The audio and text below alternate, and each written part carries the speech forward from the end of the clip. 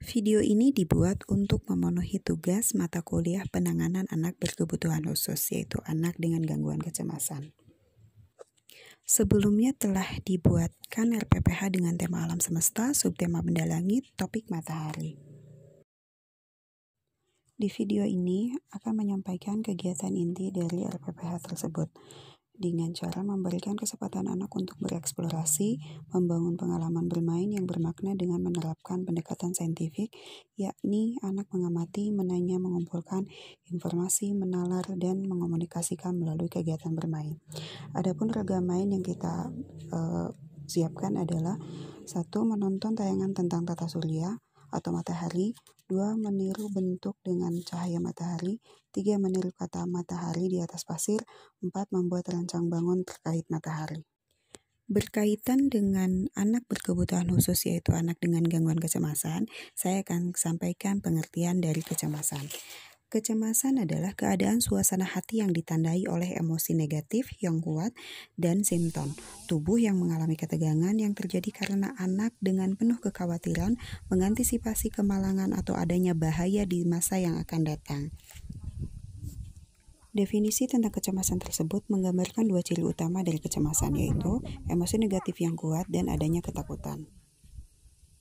Ananda yang mengalami kondisi ini diberikan rangsangan khusus karena memiliki kecenderungan gangguan kecemasan yang apabila alat main yang sudah dipilihnya ikut dimainkan anak yang lain, maka Ananda akan menunjukkan sikap histeris. Dukungan guru sebelum bermain yaitu bercerita tentang topik, memberi pertanyaan seputar topik, menyepakati aturan main, mempersilahkan anak memilih bahan, membantu anak merencanakan apa yang akan dibuat, misal menanyakan apa yang akan dibuat, apa saja yang akan digunakan, dan kecukupan bahan, serta mempersilahkan anak membuat produk.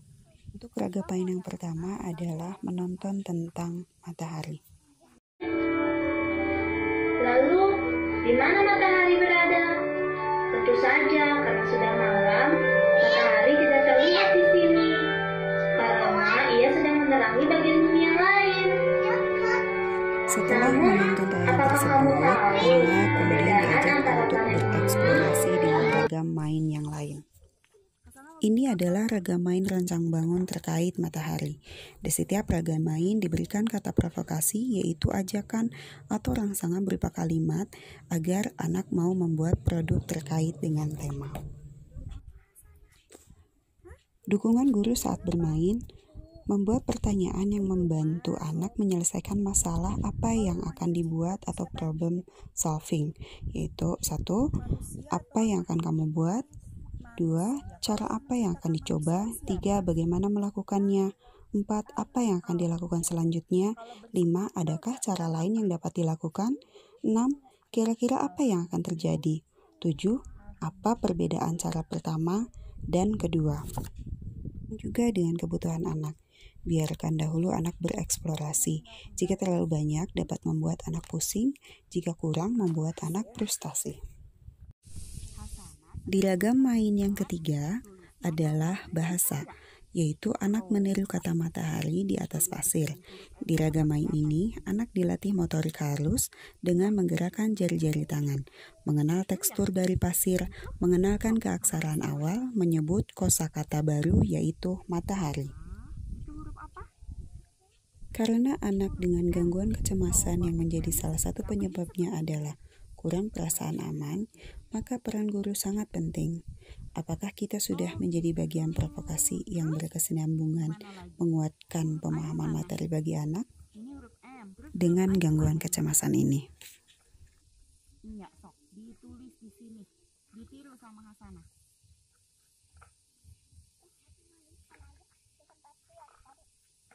Bisa nggak? Bubu contohin mau nggak? Tuh lihat tuh.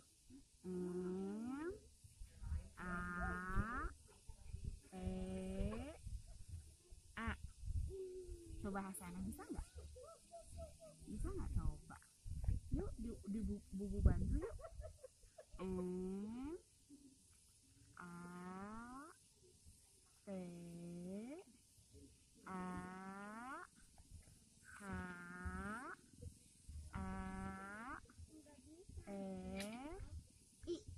Udah deh. Sama nggak matahari? Sama.